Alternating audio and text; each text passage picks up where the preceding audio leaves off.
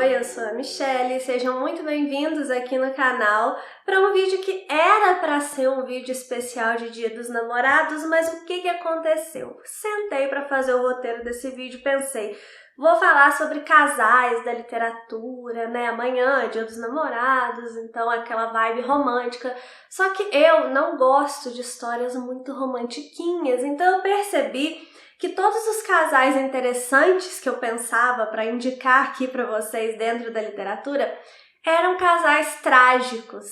E aí eu resolvi fazer uma lista de Dia dos Namorados às avessas, assim, que eu vou indicar para vocês livros que têm casais trágicos, o que não significa que eu não acredite no amor, tá bom, gente? Eu acredito muito no amor, eu só acho que na literatura essas histórias trágicas acabam sendo mais interessantes e nos ensinam mais sobre o que não repetir na nossa vida, ou até mesmo podem servir de espelho para coisas que a gente pode estar fazendo na nossa vida e que quando a gente se vê ali naquele livro, naquele relacionamento que não é legal, a gente pode consertar ou a gente pode virar a página, né? Aí depende da situação, da gravidade da situação, enfim, né? Eu acho que essas histórias, além de serem mais interessantes, elas podem nos ajudar muito mais do que aquelas histórias de amor perfeitas, floridas, né? Coraçõezinhos pulando, mas eu acredito muito no amor, sim, inclusive meu show Te Amo, Feliz Dia dos Namorados, tá bom? Então vamos à nossa lista de hoje. Antes de começar a lista aqui, que tá imperdível, um aviso, tá? Hoje vai ter que ter spoiler, porque eu vou falar do lado trágico desses relacionamentos, então vou ter que explicar muitas vezes aqui por que é um relacionamento trágico, tá? Então presta atenção na minutagem do vídeo, se você não quiser spoiler, para você dar uma olhada lá os livros que você quer assistir, ou se você quiser assistir tudo, tá avisado aí que hoje vai ter spoiler. Mas antes de começar a lista, eu quero convidar vocês, fazer um convite aqui muito especial. Eu prometi, já tem um tempo, uma aula sobre Ana Karenina e Emma Bovary, né? Madame Bovary e Ana Karenina, na verdade, que são duas histórias que elas têm muita similaridade. Então, essa aula finalmente vai sair, gente, no dia 21 de junho, vai ser uma quarta-feira, às 8 horas da noite, teremos essa aula que seria uma aula para o Clube MSL, mas eu vou fazer uma aula aberta aqui para todos vocês, então quem quiser assistir essa aula será muito bem-vindo, onde a gente vai conversar sobre essas similaridades entre Ana Karenina e Madame Bovary, né? E vamos conversar também sobre as diferenças entre essas obras, enfim, vai ser um papo bem legal aqui com vocês.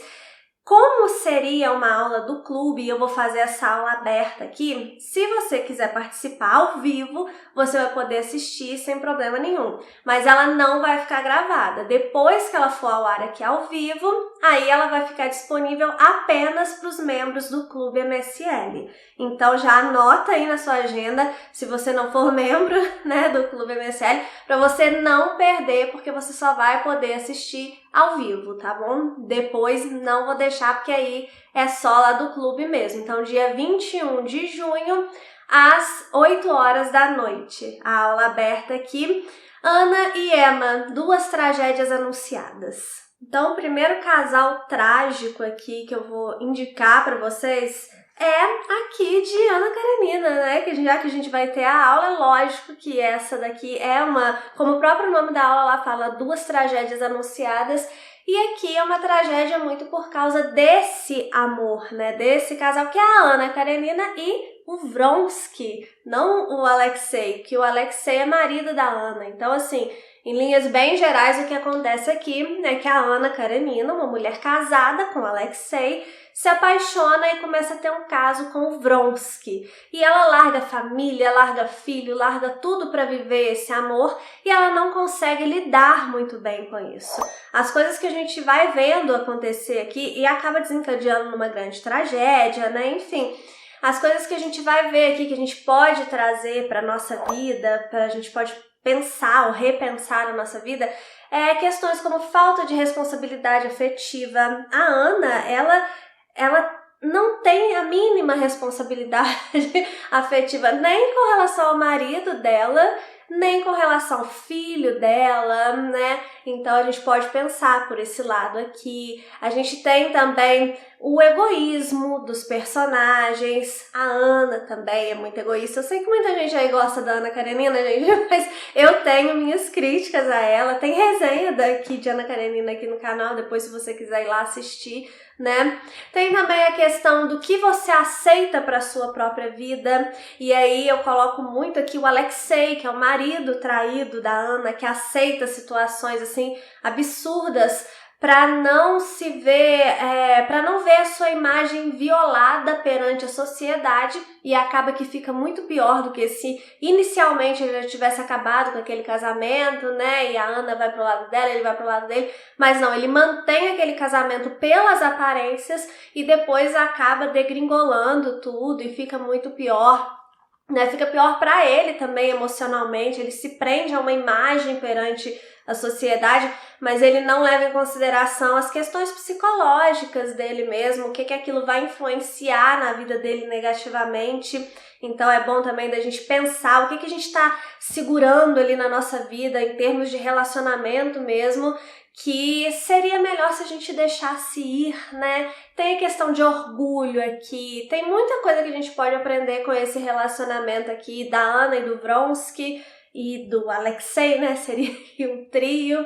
Então eu indico aqui para vocês a primeira obra, Ana Karenina. A próxima história que eu vou indicar aqui para vocês é A Inquilina de Whitehall Hall, da Anne Brontë.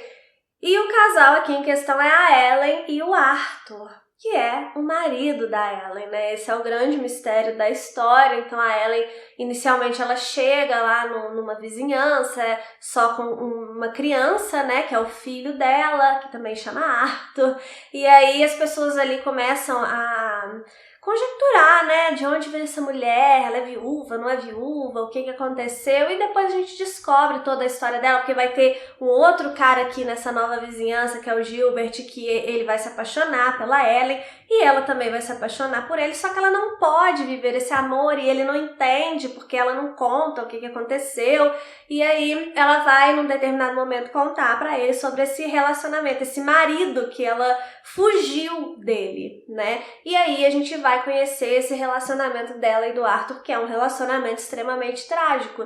E aqui a gente discute sobre vícios, sobre violência doméstica. Muita gente acha que as irmãs Brontë, a Jane Austen escreveram romances muito bobinhos, água com açúcar, e não é nada disso, gente. Aqui, por exemplo, a gente tem cenas de violência assim, pesadas mesmo, sabe? Violência física, violência psicológica. Então é um livro que ele vai trazer esse tipo de coisa. Ele vai mostrar muito aqui como que começa o famoso relacionamento abusivo, real, oficial, como que começa isso, aqueles abusos psicológicos, que vai passando para uma coisa física mais leve, até ficar uma coisa muito grave, sabe? Então, ele vai mostrando todo esse passo a passo de um relacionamento completamente tóxico mesmo, de fato, um relacionamento completamente abusivo. Então, a gente pode aprender com as experiências da Ellen aqui, né?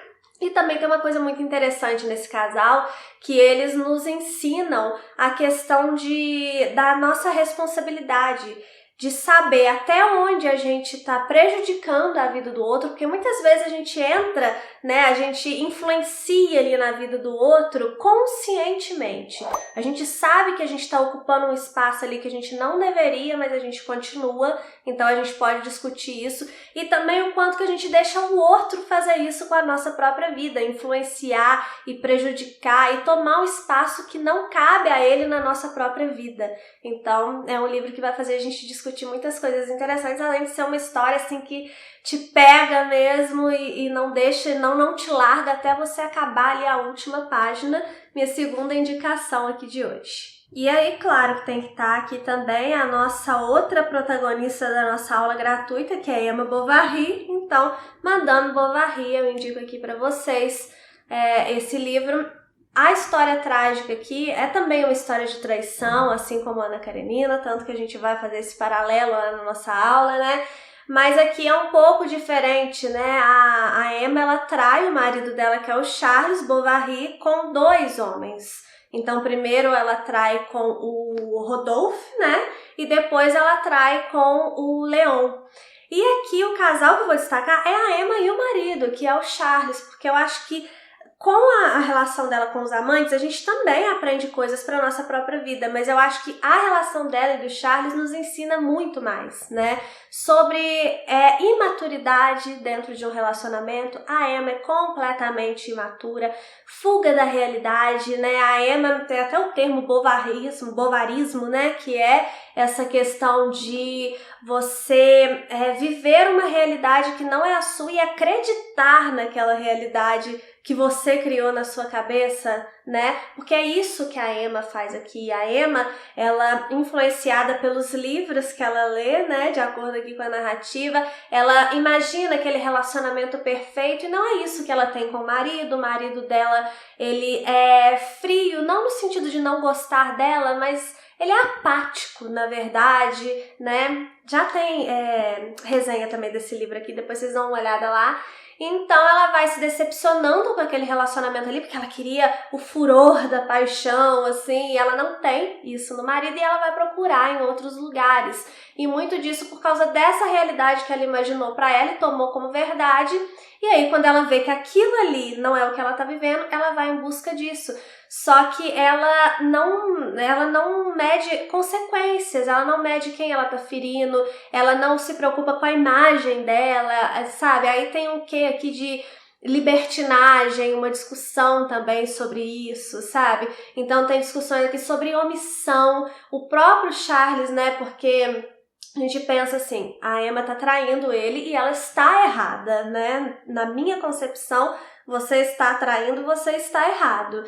Só que a gente também olha o Charles e ele é completamente omisso. Tem certos momentos que parece que ele sabe, porque todo mundo sabe que a Emma trai ele, mas ele prefere não enxergar aquilo porque tá tão cômodo, sabe? Então você tá acomodado num relacionamento que não tá legal, né? O que que você pode fazer pra melhorar isso? Não tô falando pra você jogar tudo pro alto fácil assim não, tá, gente? Mas o que que você pode fazer pra melhorar isso que o Charles não fez? Né? Então a gente pode pensar várias coisas assim para nossa vida a partir dessa história aqui, que assim como Ana Karenina, nós vamos ver lá na nossa aula aberta, é uma história muito trágica por causa dessas questões amorosas, sentimentais aqui da protagonista. Antes do próximo aqui, eu quero pedir a sua inscrição aqui no canal, se você ainda não é inscrito. É uma forma de me motivar para eu continuar fazendo esses vídeos aqui para você, tá bom? Então se inscreve de uma vez, para você não esquecer de se inscrever depois.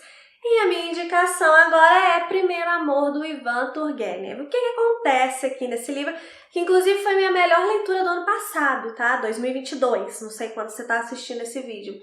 Aqui a gente tem a história de um menino, que é o Vlad, na verdade ele já é um homem, né, contando a história dele, do seu primeiro amor lá na adolescência. Ele se chama Vladimir, e aí ele vai contar que ele foi passar uns meses numa casa, como se fosse uma casa de campo lá na Rússia, e aí naquele mesmo terreno ali tinha uma outra casa que tinha uma outra pessoa morando, na verdade 2 pessoas, que era uma menina, uma moça e a mãe dela. A moça se chama Zinaida.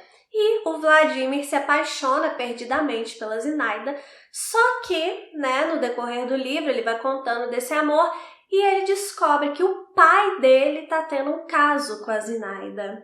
Então aqui o casal, né, que eu vou destacar é, na verdade, o pai desse menino com a Zinaida, mas a tragédia é pro próprio protagonista, que é o Vladimir, porque quando ele descobre esse romance proibido, né, entre o pai e a Zinaida, quando ele descobre que o pai dele tá traindo a mãe dele com a mulher que ele ama, ele meio que perde as ilusões no amor, né? Ele tem aquele choque de realidade, assim, e aí a gente discute muito sobre essa questão de família, né? Do respeito à família, porque não só esse cara desrespeitou a esposa dele, mas ele desrespeitou o filho, ele trouxe um trauma pro filho, ele trouxe uma desilusão pro filho que refletiu na vida amorosa do filho depois, durante toda a vida dele. Então a gente pode discutir essas questões de responsabilidade com a sua família, não é uma brincadeira, né? Não é uma coisa que você joga para o ar a qualquer momento por causa,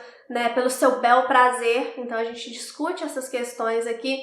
A gente discute essas questões de trauma, de lidar, né, com as suas frustrações, que é uma coisa que o Vladimir vai precisar lidar aqui nessa história. Então é uma história, assim, com muitas camadas, sabe? É um livro muito curtinho, mas que ele tem muito a nos dizer, então fica aqui mais essa indicação para vocês.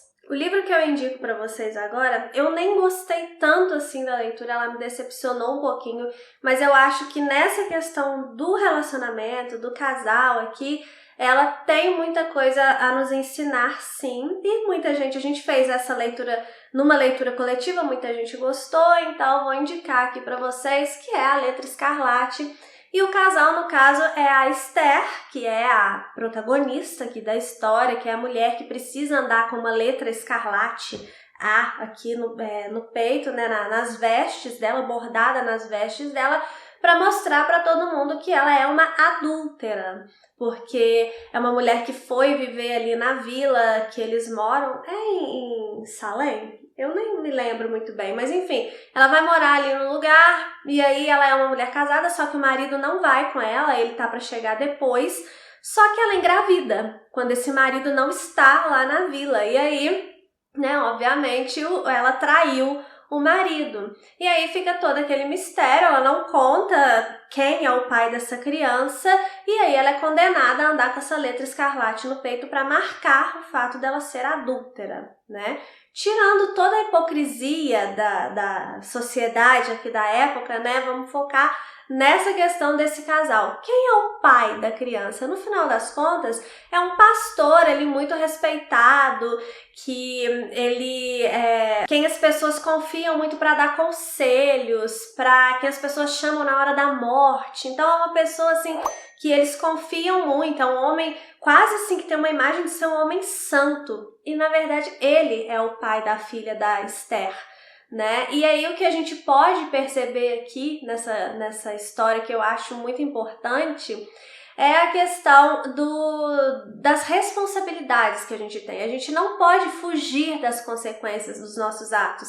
A gente não pode agir apenas por amor, apenas naquela loucura da paixão. A gente precisa dosar com a racionalidade também, porque senão a gente a gente sempre vai ter as consequências daquilo que a gente faz. E se a gente faz algo só na emoção, só sem pensar, as consequências podem ser terríveis. E aí você vai ter que aguentar essas consequências. Não estou dizendo que é certo, né, o que acontece com a Esther, mas estou dizendo que ela e esse pastor, sabendo, é o senhor Dimmesdale, se eu não me engano, eu não me lembro muito bem do nome dele, acho que é isso. Mas ela e eles sabem que eles vivem numa sociedade extremamente puritana, preconceituosa, e aí eles vivem esse amor. Ela acaba engravidando e depois os dois, na verdade, vão ter que lidar com as consequências. Ela de uma forma assim pública e ele na privacidade dele, ele também vai se impor alguns castigos e tal, a gente vai ver isso aqui também, né? Mas é essa questão, assim, às vezes a gente fica muito assim, é só amor, vamos agir por amor, mais amor, por favor, mas não é só o amor, né? A gente tem que dosar também com o lado racional, porque a gente vai sofrer as consequências daquilo que a gente faz, mesmo que tenha feito por amor. Agora, uma história que não agrada a todo mundo, ela é muito assim, ou você ama ou você odeia. É difícil alguém que gosta mais ou menos, né, que tem uma opinião meio termo sobre essa história, você gosta muito ou você não gosta nada, que é O Morro dos Ventos Uivantes, da Emily Brontë. Já indiquei um livro aqui da Anne, né, agora da Emily também. A história aqui, o casal, obviamente, né, a Catherine e o Heathcliff, que são os protagonistas da história, são criados juntos. O Heathcliff, ele é adotado pelo pai da Catherine, ele vem não sei de onde, né, tem um passado muito misterioso, e aí eles crescem juntos, nutrindo um tipo de amor muito doentio. Porque é um amor, gente, mas é um amor doentio, extremamente doentio, perigoso para os dois, né? E aí depois, quando eles ficam adultos, o Radcliffe ele quer se casar com a Catherine, mas ela fala, imagina, não vou casar, você é pobre, né? Eu vou casar com o cara que chegou ali na vizinhança, que é o Edgar, que é um homem rico e tal, vai me dar a vida que eu mereço.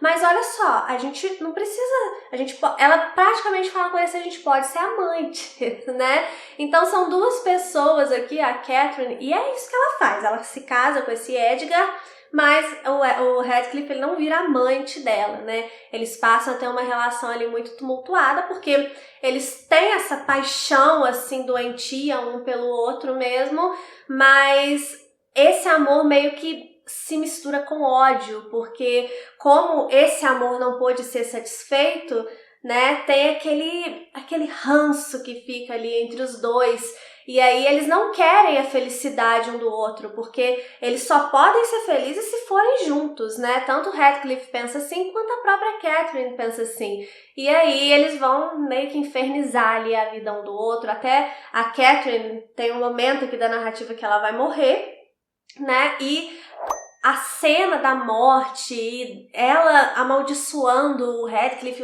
amaldiçoando ela, é uma coisa muito forte, né? É o puro suco do lixão, assim, o relacionamento desses dois.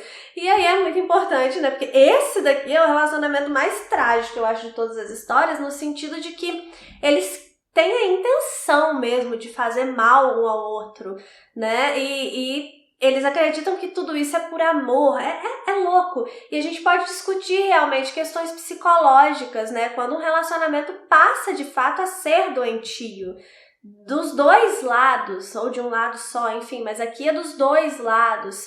A gente pode também pensar nessa questão que eu já falei anteriormente de você prejudicar a vida do outro conscientemente. A gente discute egoísmo, várias questões aqui mal resolvidas durante a vida, né? Questões que você deveria ir resolvendo e que vão virando aquela bola de neve e que no final das contas acabam te deixando assim uma pessoa amarga, uma pessoa cruel, que você não seria se você tivesse resolvido essas questões. Então, muita coisa a gente pode discutir aqui a partir desse livro. Eu tô no time dos que amam, então eu espero que você leia e também esteja no mesmo time que eu. Para finalizar a lista com chave de ouro, o casal que eu acho que é o símbolo do casal trágico, que é Romeu e Julieta, né? Eu não tenho o livro aqui, vou deixar a capinha porque eu li pelo Kindle. E é a história ali de dois jovens que se apaixonam, mas eles são de famílias rivais. E aí, impedidos de viver esse amor, eles acabam se matando, né? Isso é a sinopse oficial. Na minha cabeça, a sinopse é assim, dois jovens mimados que não estão acostumados a serem contrariados e que na primeira vez que se veem diante de um problema real na vida deles, eles se matam porque eles não têm responsabilidade para saber o que eles estão fazendo da vida deles. A minha visão de Romeu e Julieta é essa. Eu amo a história, tá? A peça do Shakespeare, eu acho assim fenomenal. O Shakespeare, né, é fenomenal. Mas eu não vejo Romeu e Julieta com esse, sabe, esse símbolo do amor. Eu vejo como dois jovens mimados mesmo. E é essa reflexão, inclusive, que eu tento propor para vocês aqui, né? Porque Romeu e Julieta, eles são dois jovens, muito jovenzinhos realmente na história. Eu não me lembro se tem 14, 15 anos, é uma coisa assim, né? Então eles estão aprendendo ainda o que é a vida, né? E eles são jovens que podem fazer tudo o que querem, porque eles são de famílias importantes ali do lugar, que realmente são famílias rivais, né? Mas o Romeu, ele tem um espírito livre, ele sai, ele faz o que quer, ele fica com quem ele quer, né?